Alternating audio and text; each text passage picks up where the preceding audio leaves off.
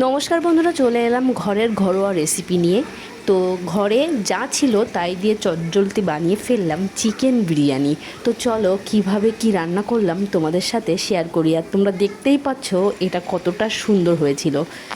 ভাতের জন্য আমি এখানে ব্যবহার করেছিলাম বাসমতি চাল।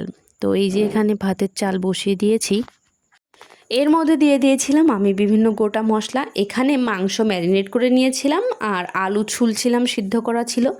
এখানে পেঁয়াজ রসুন ব্লেন্ডার করে নিয়েছিলাম।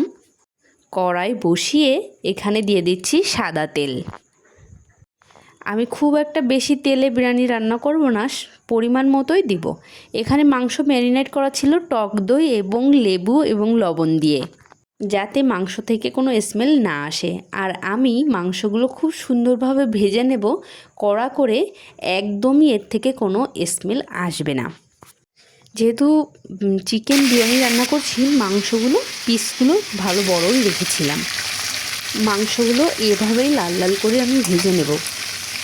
এদিকে আমার ভাত হয়ে গিয়েছে। এটা আমি একটা বড় পাত্রে, ভাতগুলো একটু শক্ত থাকতেই নামিয়েছিলাম এবং যাতে ঝরঝরে থাকে তার জন্য একটা বড় পাত্রে নামিয়েছিলাম। এখানে দেখতেই পাচ্ছ কত সুন্দর করে আমি লাল করে চিকেনগুলো ভেজে নিয়েছি। আর এখানে আলুগুলোও আমি সেমভাবে লাল করে ভেজে নেব। বিরিয়ানিতে আলু ছাড়া চলে না, তার জন্য আমি আলু দিয়েছি, তবে খুব পরিমাণে বেশি নয়, পরিমাণ মতো দিয়েছি। আলুগুলো আমার লাল করে ভাজা হয়ে গিয়েছে। এরপর অন্য একটা কড়াইতে আমি গোটা মশলাসহ বাটা মশলাগুলো দিয়ে দিলাম। গোটা মশলা বলতে একটু জিরে, দারচিনি এবং এলাচ এগুলো দিয়েছিলাম। আর বাটা মশলায় ছিল পেঁয়াজ, জিরে বাটা, রসুন বাটা এবং আদা বাটা। এখানে এটা আগে থেকে একটু কষিয়ে নিচ্ছি। একে একে গুঁড়ো মশলাগুলো দিয়ে দিচ্ছি। এখানে দিয়ে দিলাম হলুদ গুঁড়ো, দিয়ে একটু ভালোভাবে আবার একটু নাড়াচাড়া দিয়ে দিচ্ছি। এরপর দিয়ে দিচ্ছি আসল যে মশলাটা, সেটা হচ্ছে বিরিয়ানি মশলা। প্যাকেটে যতটা ছিল দিয়ে দিয়েছিলাম, মানে এখানে হাফ পরিমাণ ছিল। যেহেতু আমি অল্প পরিমাণে রান্না করছি, সেই ক্ষেত্রে বিরিয়ানি মশলা আমার 1 প্যাকেট লাগবে না। তো বিরিয়ানি মশলাটা দিয়ে আমি আবারও সুন্দরভাবে এটা নাড়াচাড়া করে মিক্সড করে কষিয়ে নেব। মাংস রান্না করার মেন পার্ট হচ্ছে কষানো, তাই ভালো করে কষিয়ে নিলাম। আর এখানে নিয়ে নিলাম একটু বিরিয়ানি মশলা মেশানো টেস্টিং সল্ট। টেস্টিং সল্ট দিলে মনে হয় যে খাবারের স্বাদ একটু পরিমাণ বৃদ্ধি পায় এবং আলাদা একটা স্বাদ আনে। এই জন্য একটু হালকা পরিমাণে টেস্টিং সল্ট দিয়ে দিলাম। জানি না এটা স্বাস্থ্যের জন্য ভালো কি না, হয়তো ক্ষতিকর, তারপরও হালকা পরিমাণ দিয়ে দিলাম। আর এটা হচ্ছে আরেকটা মেন পার্ট বিরিয়ানির মধ্যে। বিরিয়ানির দোকানের পাশ থেকে গেলে কি সুন্দর স্মেলটাই না বের হয়, তাই না? ওইটাই হচ্ছে তার মূল রহস্য। ওটাকে মিষ্টি আতর বা বিরিয়ানির সেন্ট বলে। এরপর এই যে আমার ভেজে রাখা চিকেনগুলো আমি এই মশলার মধ্যে দিয়ে দিলাম। খুব কম আঁচে আমি এই চিকেনগুলো খুব আস্তে আস্তে কষিয়ে নেব, খুব সময় নিয়ে। অল্প অল্প করে জল দিয়ে দিয়ে মাংসটা কষিয়ে নিচ্ছি। অন্য সকল খাবার বাইরে খাওয়া হলেও বিরিয়ানি সাধারণত বাসায় আমি তৈরি করি। আগের দিন বরমশাইয়ের আবদারে করেছিলাম মাটন বিরিয়ানি, আজকে মনে করলাম মেয়েটার জন্য চিকেন বিরিয়ানি রান্না করি। তবে আগের দিনের চালটা ছিল চিনি গুঁড়া। মাংস কষানো প্রায় শেষ, আমি ঢেকে দিয়েছিলাম। ঢেকে ঢেকে মোট কথা আমার রান্নাটা শেষ হয়ে গেল। এখানে মাংস আমি নামিয়ে নিয়েছি। বিরিয়ানিটা এবার স্টিমে দেওয়ার জন্য আমি রেডি করে নিচ্ছি। প্রথমে আলু দিয়ে দিয়েছিলাম, এরপর আমি মাংসগুলো দিয়ে দিচ্ছি। ঝোলটা নিচেই ভালো করে দিয়ে দিচ্ছি যাতে ভাতগুলো আর কোনো কিছু না পুড়ে যায়। এবার আমি রাইসগুলো সুন্দরভাবে এর উপর দিয়ে ছড়িয়ে দিচ্ছি। এই কোটিং করার সময়টা যে দেখতে এতটা ভালো লাগে সেটা বলে বোঝানোর মতো না। আর হ্যাঁ, আমি এই পেঁয়াজটাই তো ভাজতে ভুলে গিয়েছিলাম, মানে পেঁয়াজ বেরেস্তা করতে।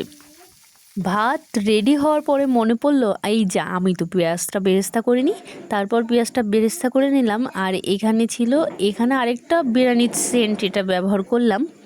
এরপর একটু ফুড কালার ব্যবহার করব, যেহেতু বিরিয়ানিতে খুব একটা মশলা মানে গুঁড়ো মরিচের গুঁড়ো ব্যবহার করিনি, তাই হালকা পরিমাণে একটু ফুড কালার ব্যবহার করলাম, দেখতে সুন্দর লাগবে তাই। এখানে ঘি ছিল না, তারপরেও অল্প স্বল্প যা ছিল একটু ফ্লেভারের জন্য দিয়েছিলাম। আর এদিকে আমার এই যে পেঁয়াজ বেরেস্তাটাও হয়ে গেল। কিছু কিছু অংশ আছে যেগুলো বিরিয়ানিতে না দিলেই নয়, তার মধ্যে এই পেঁয়াজ বেরেস্তাটা অন্যতম। এখানে আমার পেঁয়াজ বেরেস্তা করা হয়ে গিয়েছে আর আমি এর মধ্যে অল্প অল্প করে দিয়ে দেব। দিয়ে আমি এটা কিন্তু অলরেডি স্টিমে বসিয়ে দিয়েছি। প্রথমে খালি দিলেও ভাবছি এটা পুড়ে যাবে, এর জন্য একটা প্যানের উপরে দিয়ে আমি এটা বসিয়েছিলাম, তারপর একটা নোড়া চাপা দিয়েছি। অলরেডি আমার বিরিয়ানি কিন্তু ডান। তোমরা দেখতেই পাচ্ছ কতটা লোভনীয় হয়েছে। এই যে দেখো, পুরোটা ঝরঝরে বিরিয়ানি। আমি জানি না দোকানে কতটা কেমন কি হয়, আমার ভাতগুলো এতটা পারফেক্ট ছিল তো বলে বোঝানোর মতো না। আর প্রত্যেকটা স্বাদ সব কিছু স্বাদই অন্যরকম ছিল। আমার খুব ভালো লেগেছে। আমি নিজের হাতের রান্না এটা যেন খেতে যে ভুলেই যাচ্ছিলাম। দারুণ হয়েছিল এক কথায়। যাই হোক, তোমরা যারা দোকানের থেকে বিরিয়ানি কিনে খাও, আমি বলবো দোকানের থেকে তোমরা বাসায় একবার ট্রাই করে দেখো। আশা করি দোকানের থেকেও খুব ভালো বিরিয়ানি তোমরা নিজেরাই রান্না করতে পারবে। দেখো চিকেনের পিসগুলো কতটা সুন্দর দেখাচ্ছিল, তাই না? আলুগুলোও কিন্তু আমি বাসার মতো না, দোকানের মতোই বড় বড় রেখেছিলাম। এবার চলো দিয়ে দেওয়ার পালা। কর্তামশাইয়ের কিন্তু তর্স হচ্ছে না, পাশেই ক্যামেরার পাশেই বসে বলছে তাড়াতাড়ি দাও তাড়াতাড়ি দাও, এই ধরনের কথা কিন্তু আমার পাশ থেকে আসছে। তো যাই হোক, এই যে বিরিয়ানিগুলো সার্ভ করে নিচ্ছি, আবার মিক্সড করে নিচ্ছি যাতে সব রকম চাল ভাত একসাথে হয়। এই যে তার পছন্দের আলু এবং সাদা রাইসও দিয়ে দিচ্ছি। গোছানোতে আমি অতটা পারফেক্ট কিনা জানি না, তবু চেষ্টা করি আর কি। এই যে বিরিয়ানির সাথে তার হেল্পার বা কি বলবো, সালাদ। এখানে শসা, কাঁচা পেঁয়াজ এবং কাঁচা লঙ্কা দিয়েছি। এখানে হয়তো একটা ডিম দিলে ভালো লাগতো, কিন্তু ডিম সিদ্ধটা করে উঠতে পারিনি, তাই এটুকুতেই যথেষ্ট বলে মনে করেছি। এদিকে সোনামা দেখাচ্ছে সে কিভাবে খাবে। দেখে দিচ্ছে, মা আমি কিন্তু চিকেনের এই পিসটা খাবো। এর মধ্যে তার কোথায় ব্যথা পেয়েছে সেগুলোও দেখালো বাবাকে। এরপর আমি আমার সোনামার জন্য এই প্লেটটা সাজিয়ে নিচ্ছি। সোনামাও এত খুশি হয়েছিল ওই চিকেন বিরিয়ানিটা দেখে, তা বলে বোঝানোর মতো না। আমি কিন্তু সোনামাকে আলু থেকে শুরু করে সুন্দরভাবে একটা চিকেনও দিচ্ছি। এই যে চিকেনের লেগ পিসটাই আমার মাম্মামের জন্য আমি রেখে দিয়েছিলাম। ছোট্ট মানুষ এতটুকুতেই এতটা খুশি হয়েছে, তা বলে বোঝানোর মতো না। কতটা খুশি হয়েছে, চিকেন চিকেন বলে আবেগে আপ্লুত।